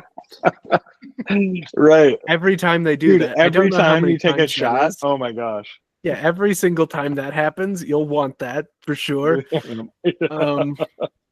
When you got Craig going absolutely ham bananas, you'll want something to just, get in there with them. Probably. I don't know. It's so good, yeah. Anytime when the psychic little girl is like, hey, there's some bad shit coming, and they're like, okay, calm down, little girl. You're And blind. Stop. You're just blind. Yeah. Okay. Yeah.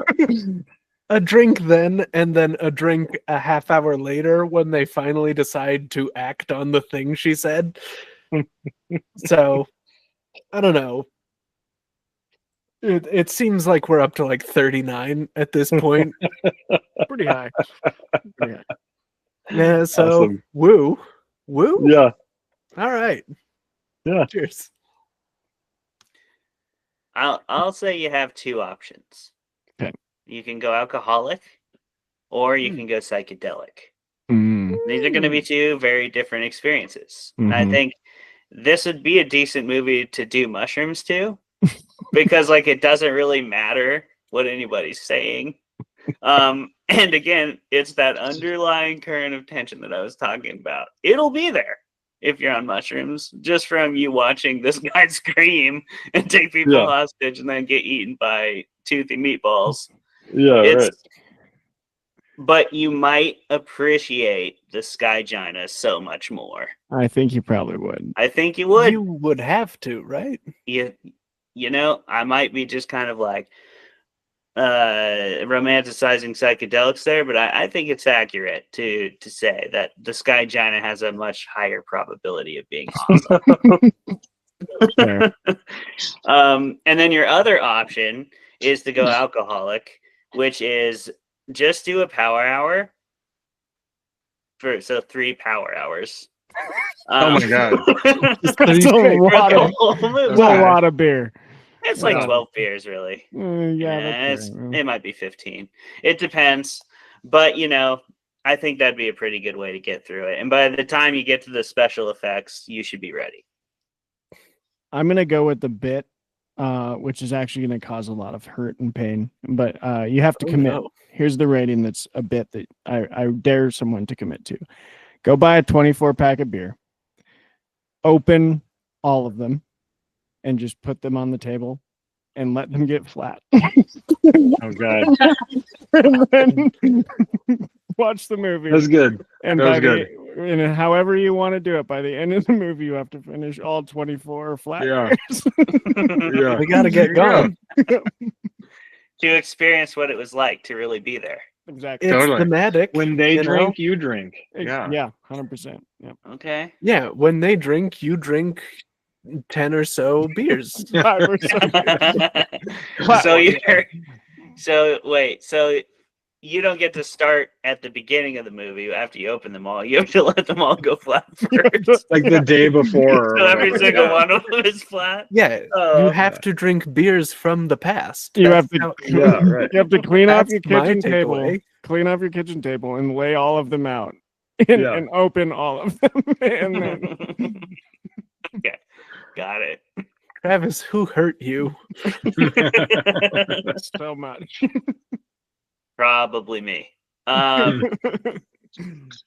Well, yeah, I guess that's ratings from everybody. You've got a lot of variety there. Everything from 0 to 24 flat beers.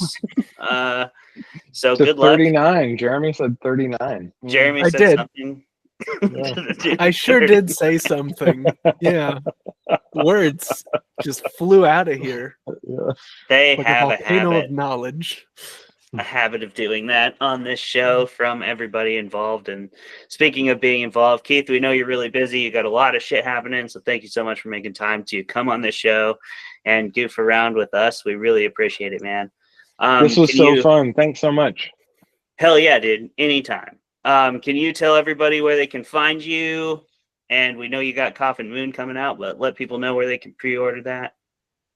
Yeah, anywhere you buy your books, you can pre-order Coffin Moon. It's available too from Penguin Random House, like their website. If you want a personalized inscribed copy, I'll be offering those through Broadway Books in Portland. and they have an online ordering site, and you can order over the phone. They do shipping in the US, all that stuff. Sweet. And I'm these days mostly on Blue Sky and Instagram. So yeah. Thanks so much for this, guys. This is really cool. I appreciate it. Yeah, thanks for coming on. We really appreciate having you. Yeah. Oh yeah. And until next time, we've been the usual Stooges, Travis, Jeremy, and Clay. And we will see you next time, everybody. Goodbye. Goodbye. Bye, guys. Bye. Yeah. Later. All right. Ooh. Thanks, Keith.